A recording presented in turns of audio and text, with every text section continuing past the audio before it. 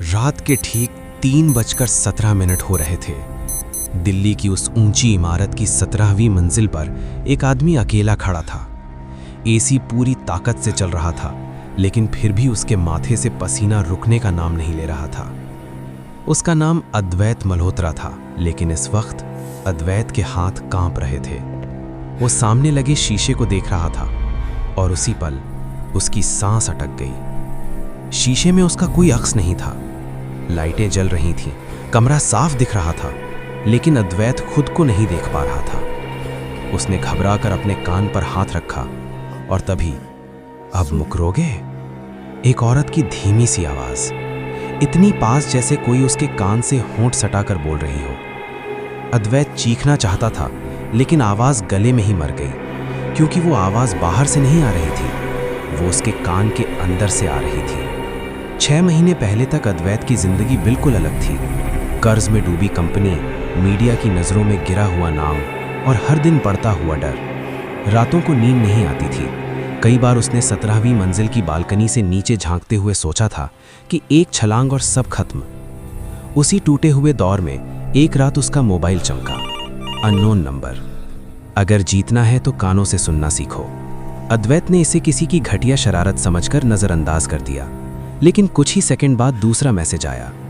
कल रात 12:11 पर कश्मीरी गेट के पीछे वाले शमशान के पास आना, अकेले, और अपने दोनों कान ढक कर मत आना। उस रात अद्वैत को नींद नहीं आई।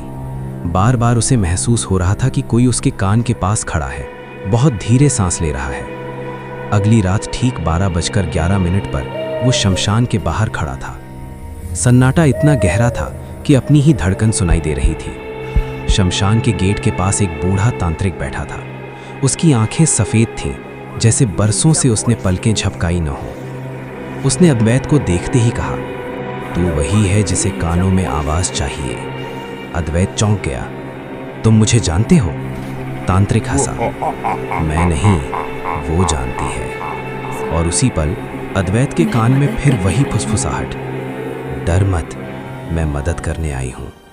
तांत्रिक ने धीरे धीरे बताया कि ये कर्ण पिशाचिनी है, एक ऐसी शक्ति जो इंसान के कान में रहकर उसे वो सब बताती है जो दुनिया नहीं जानती। भविष्य, लोगों के इरादे, छुपे हुए रास्ते। लेकिन इसकी कीमत होती है, तांत्रिक बोला। अद्वैत ने कांपती आवाज में पूछा, क्या कीमत? तांत्रिक मुस्कुराया, वो खुद बताएगी। उस रात शमशान में एक विधि हुई, मंत्र पढ़े गए, राख उड़ाई गई और अचानक सन्नाटा छा गया। फिर अद्वैत के कान में आवाज आई, अब मैं तेरे साथ हूं। उसके बाद सब बदल गया। अद्वैत बिना फाइल देखे फैसले लेने लगा और हर फैसला सही निकलता। उसे पहले से पता होता कि कौन झूठ बोल रहा है, कौन धोखा देगा, कौन सा शेर गिरेगा। पैसे, ताकत, नाम सब वापस आ गया। लेकिन हर रात वो आवाज उससे एक ही सवाल पूछती, आज किसकी बारी? अद्वैत समझ नहीं पाता, वो सवाल टाल देता। एक रात आवाज ने कहा, कल अगर तू वो डील साइन करेगा तो एक आदमी मरेगा। अद्वैत गुस्से में बोला, बकवास बंद करो, और उसने डील साइन कर दी। अगले दिन उसका जूनियर पार्टनर सड़क हादसे में मर गया। अब वो फिर 17वीं मंजिल पर खड़ा था। शीशे में उसका अक्स नहीं था। आवाज फिर गूंजी, अब कीमत चुकाने का वक्त है। अद्वैत रो पड़ा, मैंने क्या वादा किया था? आवाज हंसने लगी, तूने वादा नहीं किया था, तूने सुना था। और तभी अद्वैत को एहसास हुआ कि कर्ण पिशाचिनी उसके कान में नहीं, उसकी आत्मा में बैठ चुकी है। अब सवाल ये था, जब उसने उसे सब कुछ दिला दिया है, तो वो उससे आखिर लेने क्या आई है?